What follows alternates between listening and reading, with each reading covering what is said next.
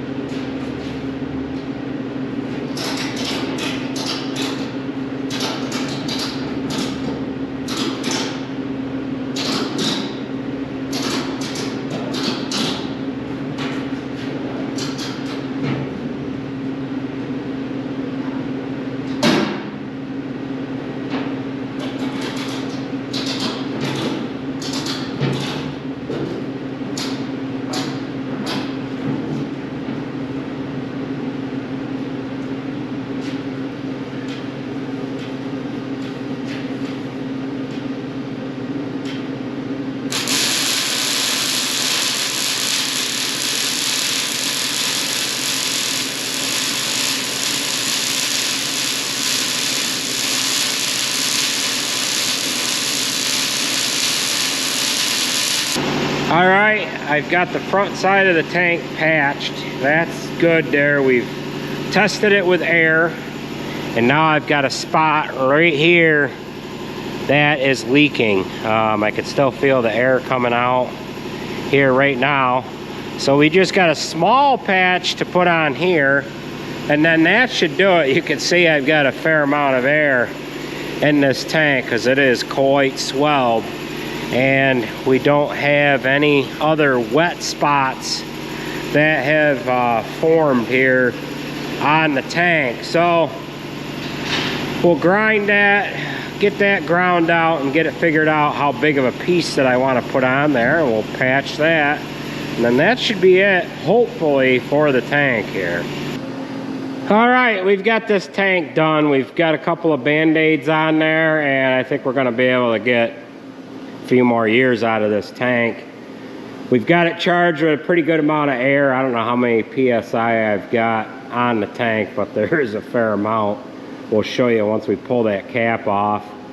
I went around it with some soapy water just to make sure we don't have any more leaks, and I have not found anything more. So we're gonna go ahead and get the wheels off the front axle and get some brake shoes and drums for this. And we'll show you how much pressure we have on this tank. I'll roll it over and I'll pull that cap off.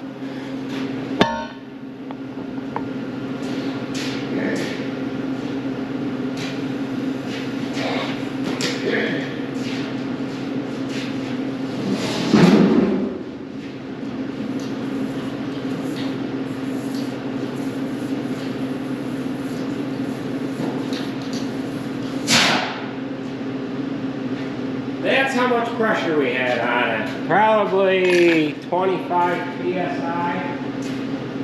So we'll let this tank dry, and then I'm going to put some paint on the bottom. We can slide it on the truck, and then before we put the top straps over, we'll put some paint on the rest of it. I don't want to paint the whole thing now because the damn thing will be wet and handle.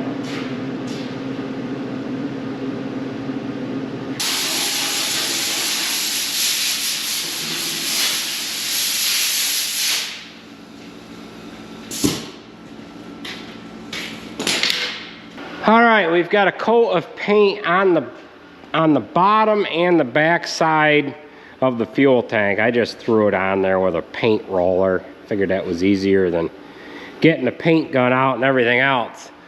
So we've got the front axle jacked up. We've got the brake drums removed. And we're assuming that the brakes cammed over. Got a pretty good idea that's what happened. That brake shoe right there is like brand new. This one here, it's got maybe 3/8 of an inch, maybe a little more, maybe a little less than 3/8, at least 1/4 of an inch wore off of it. And this drum is wore down pretty good. Not sure if this is the side that cammed over or not, but this one here, there's a wheel seal gone. The shoes are garbage because they've been oiled, and the drum is just, it is wore out. So that might be the culprit. This wheel here might have been the one that cammed over. This brake shoe here, I don't know, there's a good 3/8 of an inch wore off of this one. They're really not quite ready to be changed, but being that we have the wheels off and everything else, we're just going to change out the shoes and the drums anyway. To be honest with you, to do a set of brakes on the back drive axles on a truck this size, it's actually cheaper to do them than it is to do the brakes on a passenger car. So I think I have a couple of brake shoes here that are correct for this truck, but we're gonna have to run after some brake drums because we don't keep these. We only keep 1 or 2 around. I don't have 4. And Jared needs some parts for his Mack. He's got the rear end back together in that. And we'll be able to throw these parts in there quick, and then we'll roll this out the door after we get the fuel tank back on it here. So let's pull these shoes off of there and run and get some parts, and then we'll get back here and get them put on. Well, this is the interruption that we have here today.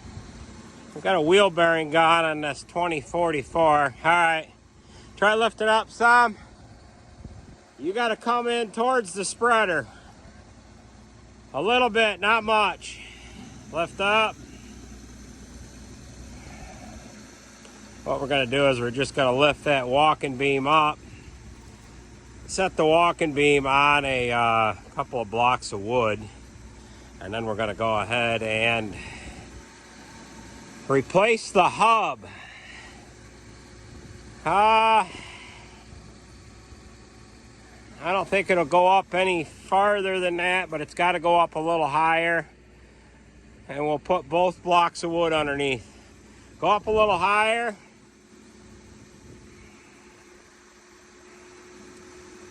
Okay, that should be high enough. Put both of those blocks under there.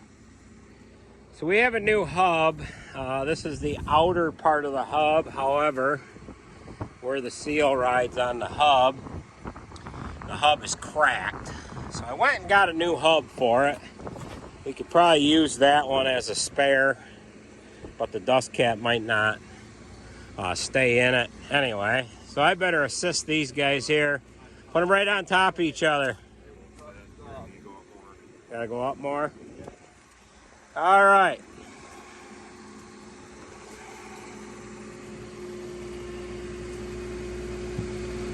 Okay, that's good right there.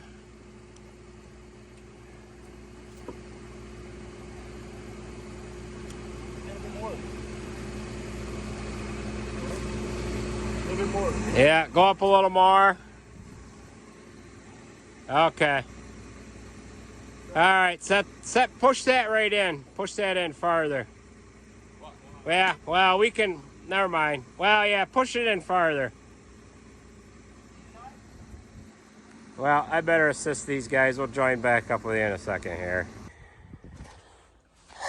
Okay, so we have a new hub ready to go on there. And I ordered a new spindle too, because I just did not like what this looked like on the bottom side, and I was able to get it cleaned up pretty good with the flap wheel on the grinder. And I've got a little bit missing right here, and there's a little bit of an air gap when the seal is on there.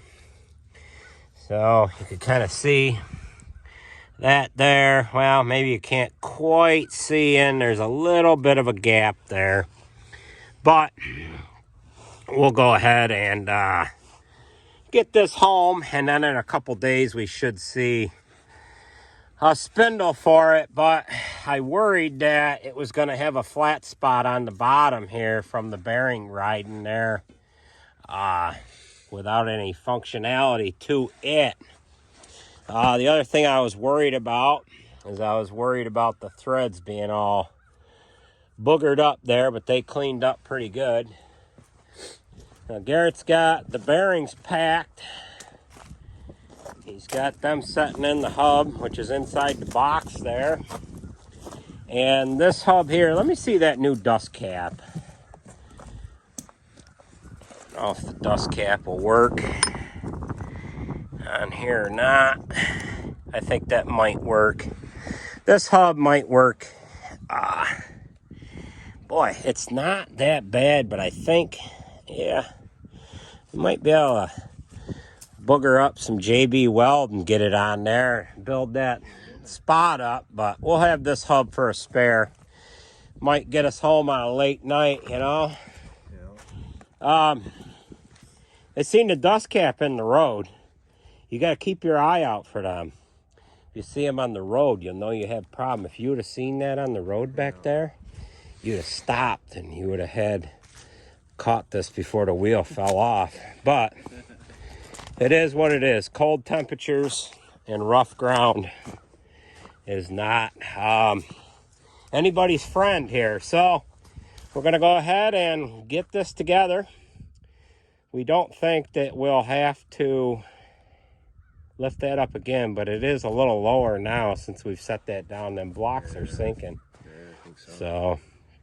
And then what we'll do, well, we'll show everybody once we get the wheel back on. They're probably wondering how we're going to get it off the blocks. I got that plan. All right, we got this wheel all back on there, and we were not able to leave it on the block of wood. We had to lift it back up with the payloader, and it would have been nearly impossible to get a bottle jack under it because that walking beam was right into the ground. So we'll go ahead and continue tightening that wheel up, and we'll get back to the shop. Garrett's got about everything picked up here, and Jacob's gonna, well, we'll let that down now and then we'll tighten that again.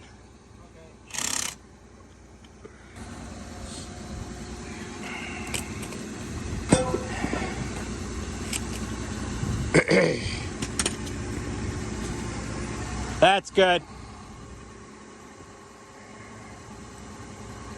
We'll go around that one more time, tightening it out, and then when you get back to the shop, grease all of them and tighten that up by hand again. All right, I think we can grab is the chain gonna come out of there?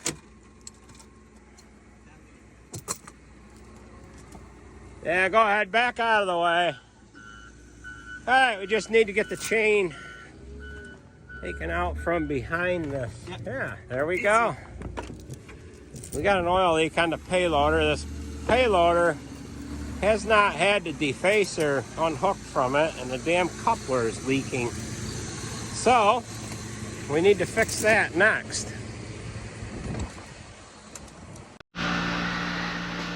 Well, this is the older 624 loader, and we use this to lift that spreader up. We had the defacer on this, and we haven't been taking the defacer off of it, and when he uncoupled it, this faster coupler here was leaking. So we've taken the fitting out of the coupler itself, and I've got a new one on the bench over here, and this place is a freaking mess again.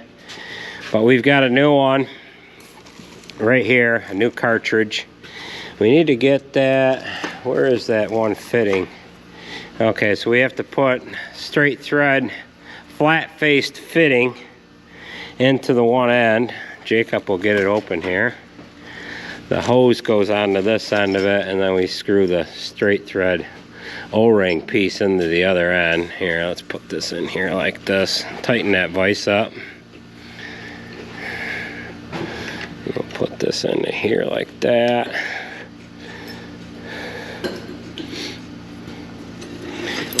Yeah, you haven't got to get it real tight. It doesn't, it's O-ring, so that's good. Alright, pop that loose. Now we need that guy there. And that's spring's gotta go on first. Oh. And then we'll push this right up in the unit there. I think we're pretty clean in there, right? Yeah. We'll go right up in here like this. I'm sideways.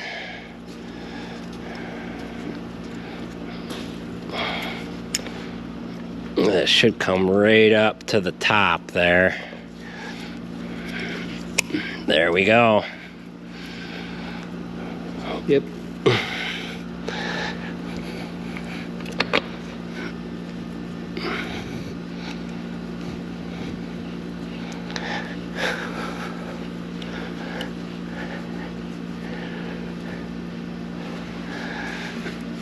Alright, so we got to get that tight, and then that will come into place here.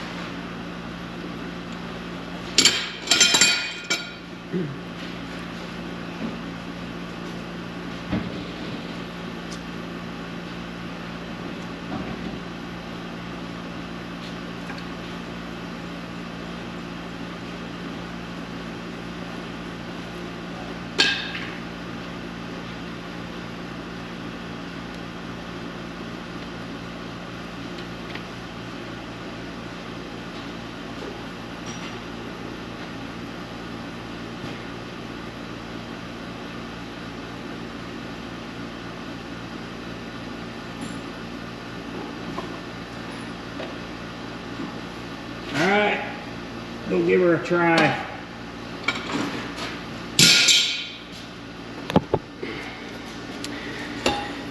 Alright, so he's just going to fire that up, and hopefully it doesn't leak.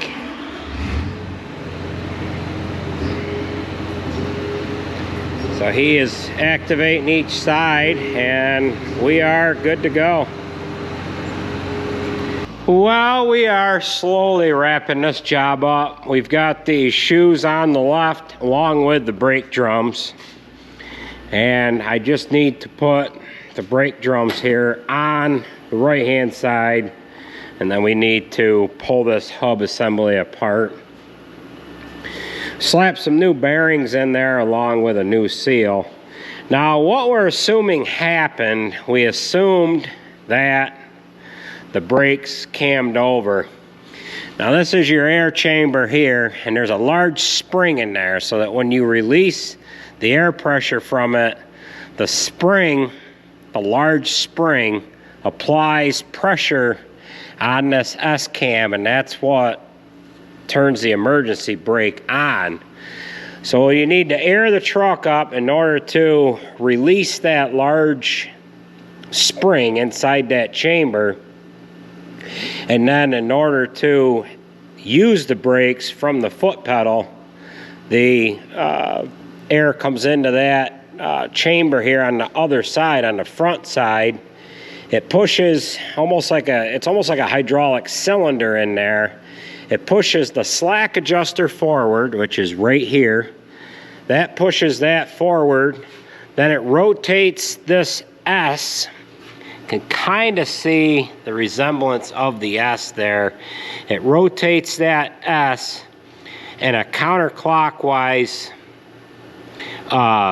rotation there, and then what that does is it pushes the brake shoes out into the brake drum. Now we don't have the brake drum on here, and we're going to have Garrett apply pressure to the brake pedal to kind of show you what this looks like as the brakes are being applied. So go ahead and so you can kind of see that force is put on the pedal, and that S-cam is slightly rotating. That's the rear one, and the front one is out of adjustment a little more than the back. We're gonna have to rotate that slack adjuster back a little bit to release that S-cam a little bit so that we can get the brake drum on there. So that'll give you a basic idea of how drum brakes work on a truck with air brakes.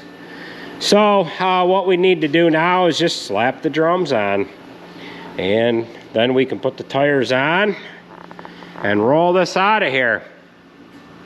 So Garrett's doing a service on the 7720 here. How many hours does this have on it now? Do you remember offhand? 22 whatever. Yeah. Yeah. This tractor's got 22,000 hours on it. And I'm not going to say the engine's never been touched. We did have a set of bearings, crankshaft bearings put in it at about 12,000 hours. So tractor runs real good. And this tractor came from a cash crop farm not too far from here. We bought this, I don't remember what year it was, but it had like 1,400 hours on it when we bought it. And yeah, it's been a good tractor. It's fed cows ever since we bought it. We did have it on the small baler for one day the first year we bought it, but that was all it has done for field work. So let's get this job finished up. The other thing I have left to do, I've got to get fuel in that tank yet too. All right, we have the hub removed. We've got the axle cleaned up. Got the hub over on the bench here. We pounded the seal and the inside bearing out. Now we'll run upstairs and we'll grab a seal and a bearing. Actually, two bearings. So we have a wide assortment of bearings here. So I need a 594, a 580, and one of these seals here. So we'll go ahead and get this put together here and button this up.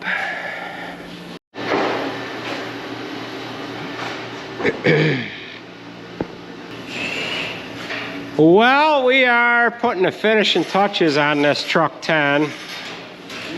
Garrett ended up putting fuel in the tank, and as you can see, so far we don't have any leaks yet.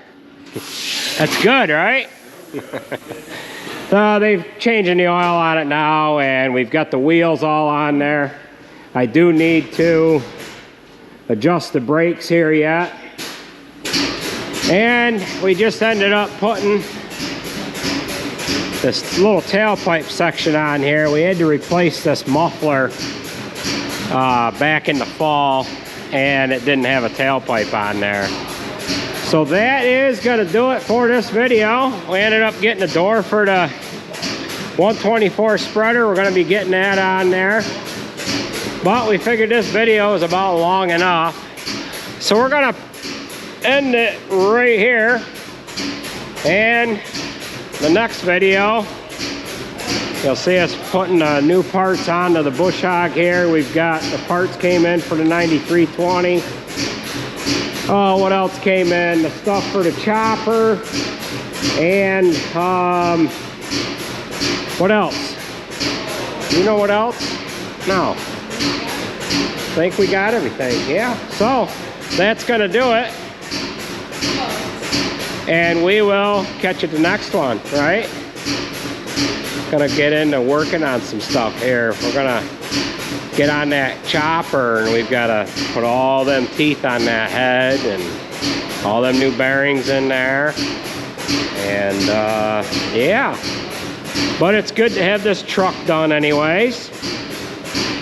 And it needs a little wash job. It's supposed to warm up here in the next few days, and we can run around it with a pressure washer.